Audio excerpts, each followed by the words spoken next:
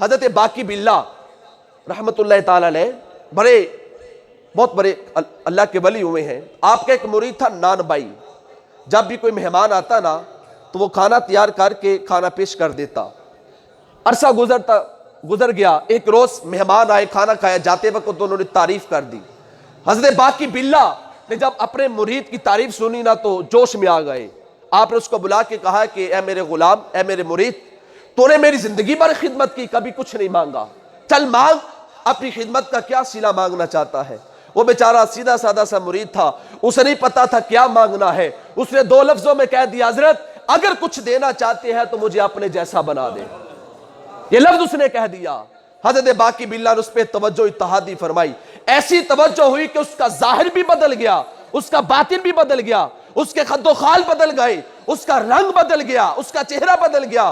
لوگوں کو پتہ ہی نہ چلا کہ باقی باللہ کون ہے اور نان بھائی کون ہے. 7 دن وہ نان بھائی زندہ رہا, لیکن وہ تجلیات کو, اس فیض کو وہ برداشت نہ کر سکا, اور 7 دن کے بعد اس کا وصال ہو گیا. پتہ چلا کہ اگر ولی توجہ فرمائے تو مرید کی حالت بدل جاتی ہے. تو 3 دن اور 3 راتیں اس غار کے اندر میرے آقا صرف اس لیے ٹھہرے تھے. میرے آقا نے جی بھر کر صدیق کے اوپر ایسی توجہ فرمائی کہ ان کا ظاہر بھی بدل دیا اور ان کا باطن بھی بدل دیا.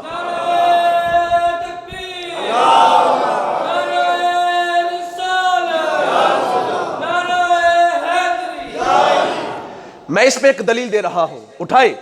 صحیح بخاری کتاب المراقب میں آتا ہے, آقا علیہ الصلوۃ والسلام جب 3 دن اور 3 رات گزارنے کے بعد جب شہر مدینہ پہنچے نا تو وہاں کچھ ایسے لوگ تھے جو حضور کو پہلے دیکھ چکے تھے, اور کچھ ایسے بھی لوگ تھے جو حضرت صہیب رومی کی تبلیغ کی وجہ سے اسلام تو قبول کر چکے تھے لیکن ابھی تک حضور کو دیکھا نہیں تھا.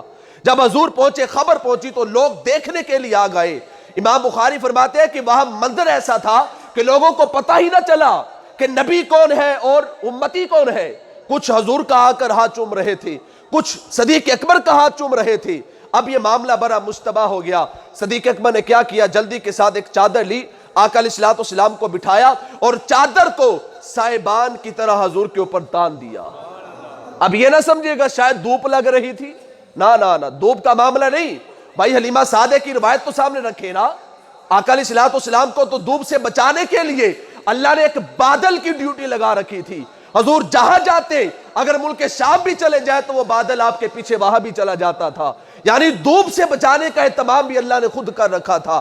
یعنی وہ سائبان چادر کا رکھنا وہ دھوپ کی وجہ سے نہیں تھا, وجہ یہ تھی کیونکہ لوگوں کو پتہ ہی نہ چل سکا.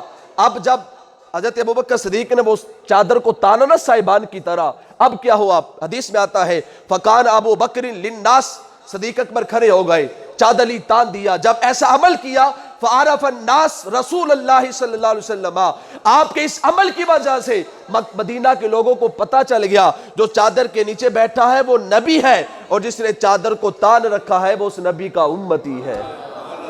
تو اس لیے سامعین محترم, 3 دن اور 3 راتیں اس غار میں گزارنے کا فقط مقصد یہ تھا تاکہ صدیق اکبر کی تربیت کی جا سکے.